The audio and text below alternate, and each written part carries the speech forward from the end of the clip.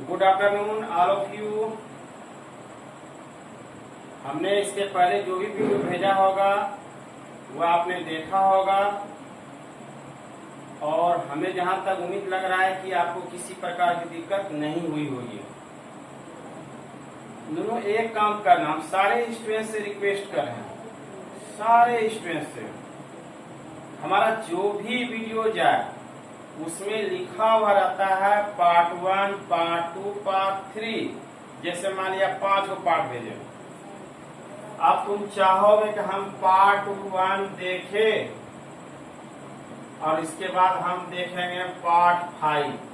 अब बीच का कहाँ गया 3, 4,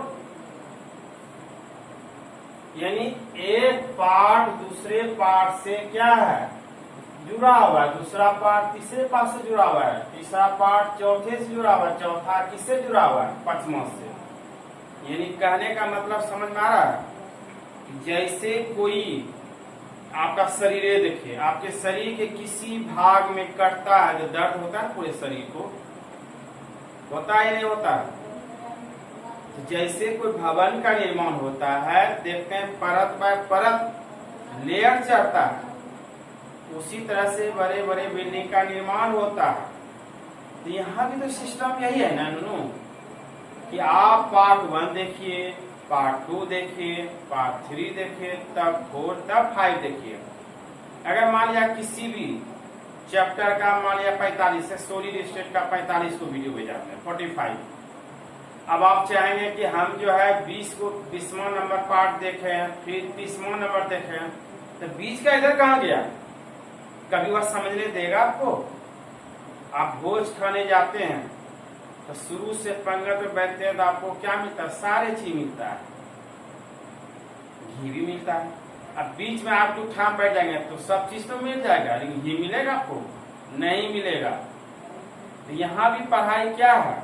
सिस्टमेटिक है। एक सिस्टम से आप कोई भी चीज को देखिएगा तो यह मूल केमिस्ट्री आपसे वादा करता है, न समझ में आने का कोई प्रश्न ही नहीं उठेगा, क्योंकि हमको विश्वास है, क्योंकि हमने ऑफलाइन में क्लास लिया है आप लोगों के बीच में और आप लोगों की मेमोरी को हमको पता है कि आप कैसे समझेंगे, तो उसी लेवल से हम क्लास ले रहे हैं। जो भी वीडियो जाएगा उसी स्तर से जाएगा। उसके लिए तो समय बचाने के लिए देख रहे, पहले से हम लिख देते हैं और उसको समझा देते हैं। चलिए समय बर्बाद नहीं करेंगे, आ जाएंगे टॉपिक पर। अब आपके केमिकल काइनेटिक में जान आ गया, यहां से आपकी सिस्टम का शुरुआत होगा। जो भी टॉपिक आप पढ़ा जाएगा मेन, अब यहां से आपको पता चलेगा कैसे नींव रखा जाएगा केमिकल काइनेटिक्स का। अगर इस बात को यहीं से अगर आप कोई चीज समझ लेंगे तो आने वाला बीच की गहराई को भी आपको समझ में आ जाएगा, क्योंकि टॉपिक है आपका रासायनिक अभिक्रिया की दर। रासायनिक अभिक्रिया की दर, इसी दर को आप चाहे रेट कहिए, वेग, रेट ऑफ केमिकल रिएक्शन, यानी रासायनिक अभिक्रिया की दर या वेग। अब इसकी परिभाषा क्या होगा? तो परिभाषा है कि इकाई समय में, कोई भी इकाई समय है, अभिकारक, 2 बिंदु पे ध्यान देंगे। और यह जब चैप्टर हमने स्टार्ट किया था तो वहां पे दर में भी हमने समझाया था कि अभिकारक होगा और उत्पाद होगा, ये दोनों पे डिपेंड करेगा। तो अभिकारक और उत्पाद की सांद्रता में, अब आप कहेंगे सांद्रता क्यों है? या आपने सॉल्यूशन चैप्टर नहीं पढ़ा है? सांद्रता उसमें आपने देखा था ना, मोलर सांद्रण, कंसेंट्रेशन, यानी इसी सांद्रता को कहा जाता है केमिकल काइनेटिक में एक्टिव मास।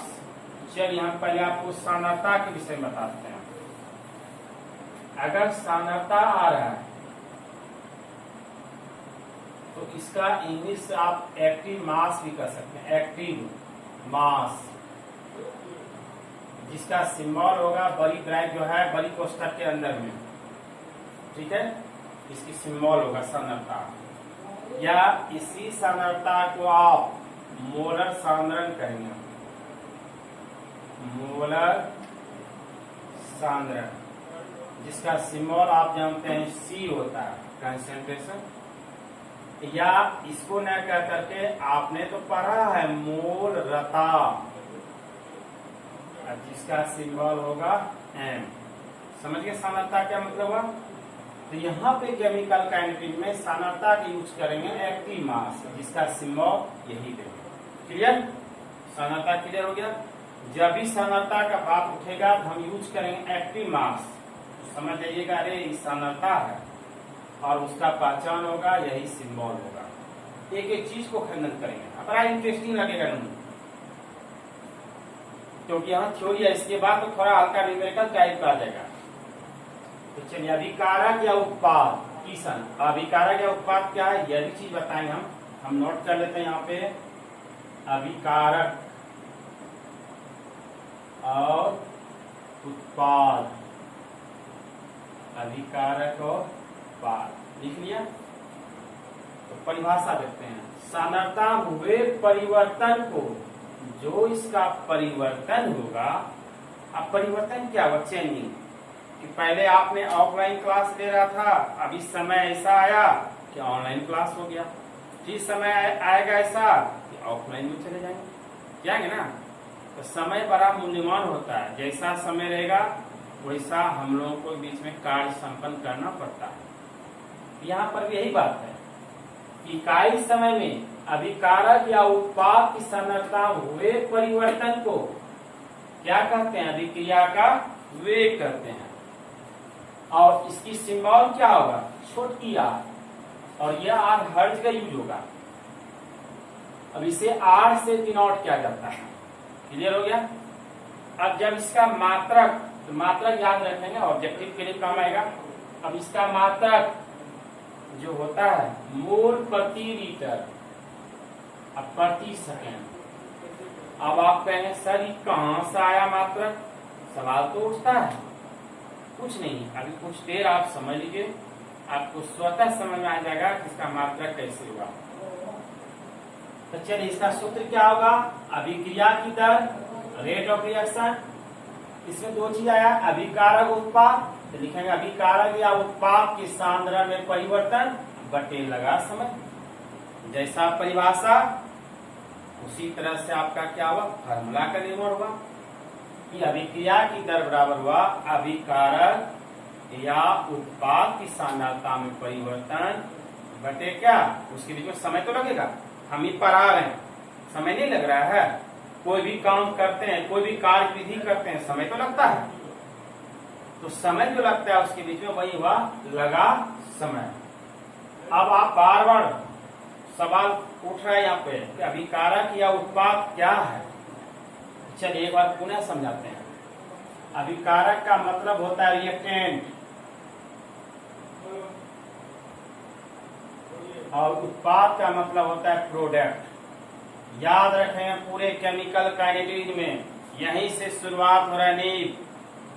और ये अगर चीज समझ गए तो बीच में भी वर्ड का प्रयोग होगा तो कोई दिक्कत नहीं होगी। याद रखेंगे, अभिकारक का रिएक्टेंट हुआ जिसकी सिंबल क्या हुआ? आर।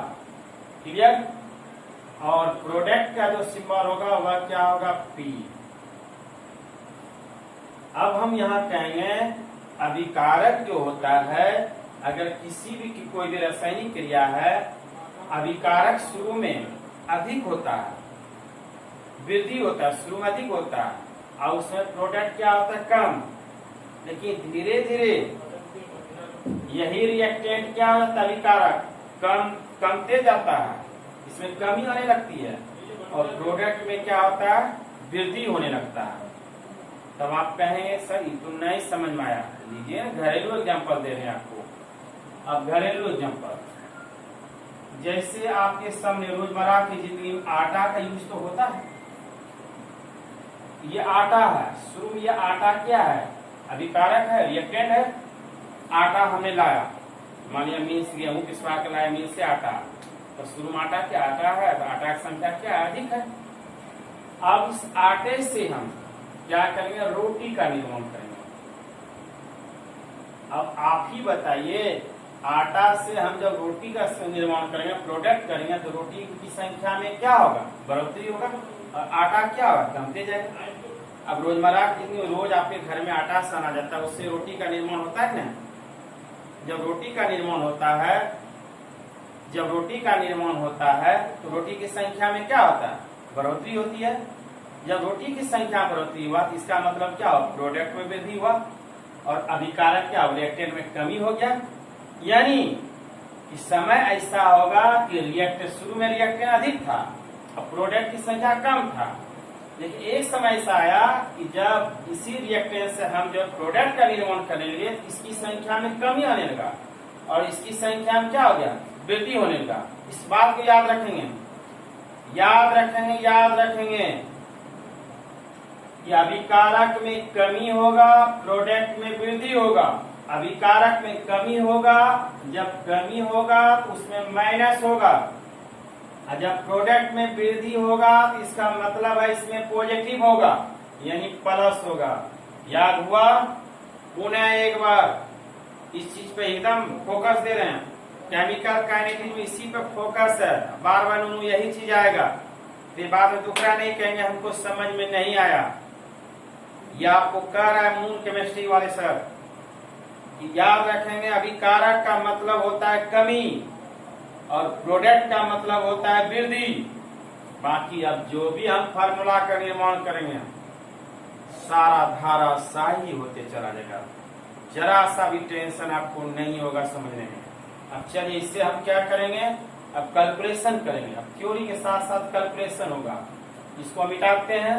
मिटाने से पहले एक बार पुनः उजागर कर रहे हैं कि अभिकारक में क्या होगा, कमी, और प्रोडक्ट में क्या होगा, वृद्धि। वृद्धि का मतलब प्लस और कमी का मतलब माइनस।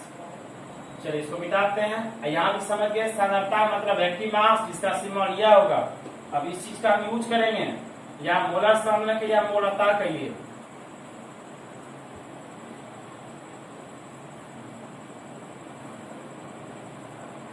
चलिए अब क्या करते हैं, अलग अलग करते हैं। अभी तो मिला हुआ है, अभिक्रिया दर में अभिकारक या उत्पाद की सांद्रता में परिवर्तन बटे लगा समय, ठीक है। अब इसको अभिकारक का अलग लिखेंगे, तो अभिक्रिया की दर का सिंबल क्या, आप आर बराबर लिखते हैं। अभिकारक की संख्या में कमी ना, अभिकारक संख्या में कमी बटे लगा समय, बटे लगा समय। अब उत्पाद कर लीजिए, आर बराबर उत्पाद की संख्या में या उत्पाद अभिकारक की सांद्रता दे दीजिए, अच्छा वर्ड रहेगा। सांद्रता, बार बार सांद्रता ही आ रहा है, या उत्पाद की सांद्रता, उत्पाद की सांद्रता में वृद्धि, वृद्धि उत्पाद में क्या होगा, वृद्धि, बटे दोनों में क्या होगा, लगा समय। देख लीजिए, अभिकारक में हमने कमी लिखा है और उत्पाद में क्या लिखा है, वृद्धि। अब एग्जांपल देते हैं, एगो सिंपल सा एग्जांपल, A प्लस P बराबर है C प्लस D। तो इधर का भाग क्या हुआ, अभिकारक, और इधर का भाग क्या हुआ, उत्पाद हुआ ना। अब जब अभिकारक हुआ, इसको तोड़ते हैं, R अभिक्रिया की दर बराबर, अभी दोनों में से किसी एक का ले सकते हैं, दोनों में से किसी एक का, लेकिन अभी हम जो समझाएंगे दोनों को साथ ही लेकर चलेंगे। R बराबर, अब यूज करेंगे डेल्टा, डेल्टा A बटे डेल्टा T, समय सी T। अब यह जो हमने यूज किया इसको कहा जाता है डेल्टा। त्रिभुज क्या होता है, त्रिकोणमिति, यह यूज होगा डेल्टा। जब अधिक समय लगता है तो उसमें डेल्टा, कुछ समय के लिए लगेगा तो उसमें जो है डी का यूज करेंगे। डेल्टा और डी का प्रयोग कहाँ होगा, जिसमें समय अंतराल अधिक समय के लिए है, उसमें यह डेल्टा यानी त्रिभुज जैसा जो चिन्ह होता है ट्रायंगल, उसका यूज करेंगे डेल्टा। और जब तात्क्षणिक समय यानी कुछ समय के लिए, क्षण सेकंड के लिए यूज होगा, तो वहां पे यूज होगा डी, यानी कम समय के लिए, कम समय के लिए। क्लियर? तो चलिए यहाँ हो गया आर बराबर डेल्टा आई बटे डेल्टा टी। आप बताइए यहाँ आर बराबर क्या लिखेंगे? यह अभिकारक का माइनस लिखाएगा ना, तब हो जाएगा माइनस डेल्टा आई बटे डेल्टा टी। अब बी के लिए भी लेंगे आर बराबर minus delta be active mass बटे डेल्टा टी। क्लियर हो गया? चलिए इस पार्ट का हुआ, अब इसका चलिए क्लियर कीजिए। आर बराबर अब सी है तो सी का मतलब प्लस, प्लस तो छिपा हुआ था, प्लस का इंडिकेट तो करना ही पड़ता है, हो जाएगा डेल्टा सी बटे डेल्टा टी। अब डी के लिए लेंगे आर बराबर, ध्यान से देखते जाइए, डेल्टा ये पॉजिटिव मार्क्स, पॉजिटिव चिन्ह होगा, प्लस तो नहीं लिखना है, डेल्टा बी एक्टिव मास बटे डेल्टा टी। समझे? एक पॉइंट आपको सिखाया, अभिकारक में कमी, अभिकारक में जो भी चीज होगा वह माइनस होगा, और उत्पाद में जो भी होगा उसमें क्या होगा? प्लस। तो प्लस चिन्ह नहीं लिखा जाता है, इसलिए यहाँ आया। इस चीज को समझेंगे, कैलकुलेशन बहुत ज्यादा यूज होगा कि आर बराबर डेल्टा सी बटे डेल्टा टी, आर बराबर डेल्टा टी बटे डेल्टा टी। क्लियर हो गया? चलिए इसमें थोड़ा सा ध्यान दीजिए आप, तब आगे बढ़ेंगे। हल्का सा उतारिए, इसके बाद होगा आगे बढ़ेगा।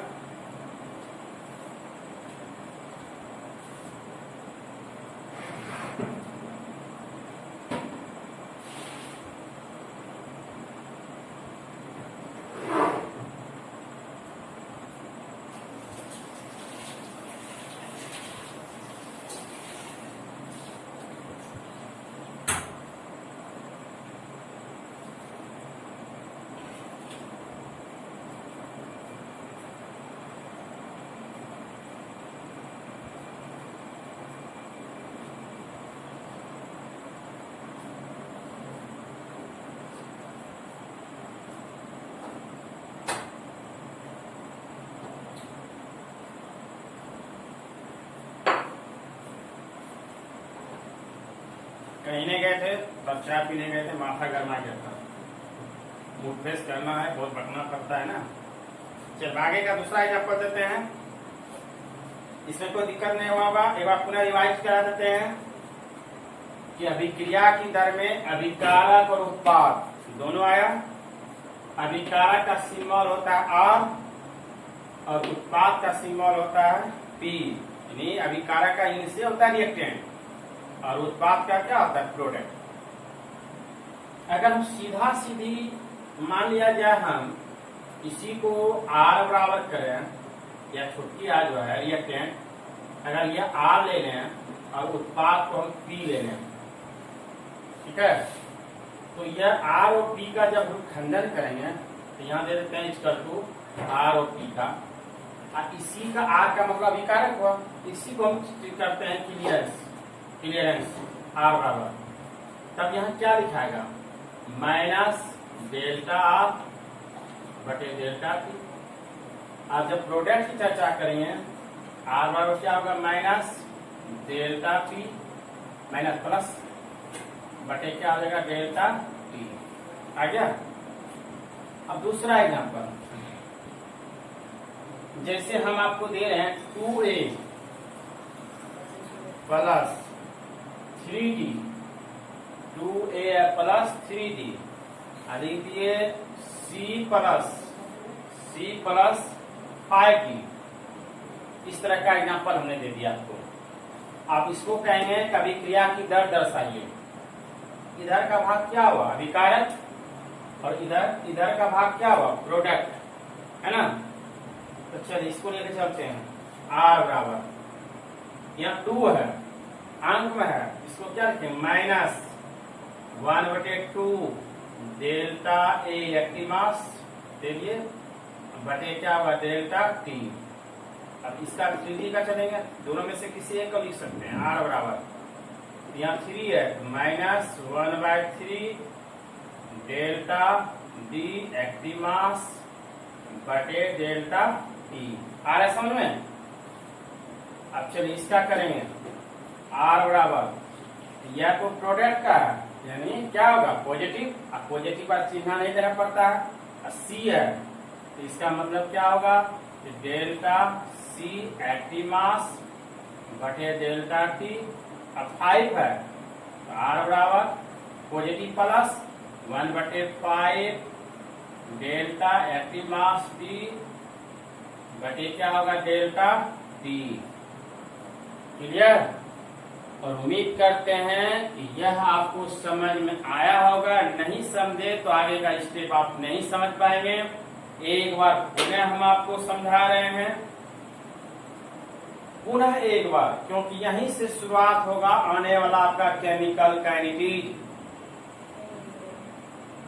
जब रासायनिक अभिक्रिया की दर या वेग होगा उसमें अभिकारक और उत्पाद की सांद्रता में जो परिवर्तन होगा, जो चेंजिंग होगा, वैसी अभिक्रिया को rate of reaction chemical reaction कही जाती है और इसकी सिंबल होगा आर।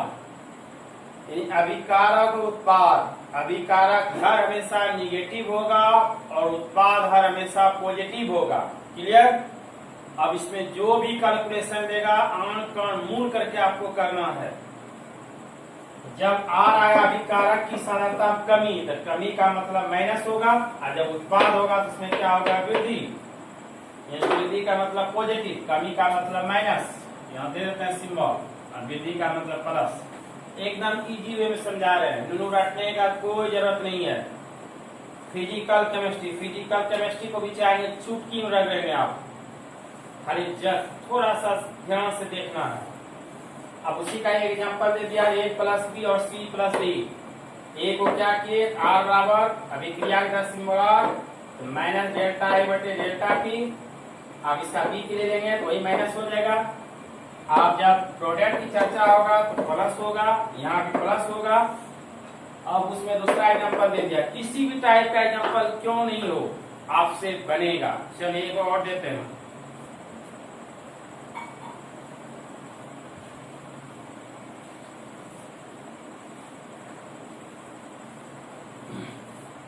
अब लिखिए, यह होमवर्क में डाल देते हैं घर में। N2 + 3H2 क्या लिखा, N2 + 3H2 से बना है 2NH3, इस टाइप का। इसमें आपको कहा जाएगा कि रेट ऑफ केमिकल रिएक्शन को दर्शाना है, अभिक्रिया की दर को इंडिकेट करना है। क्लियर?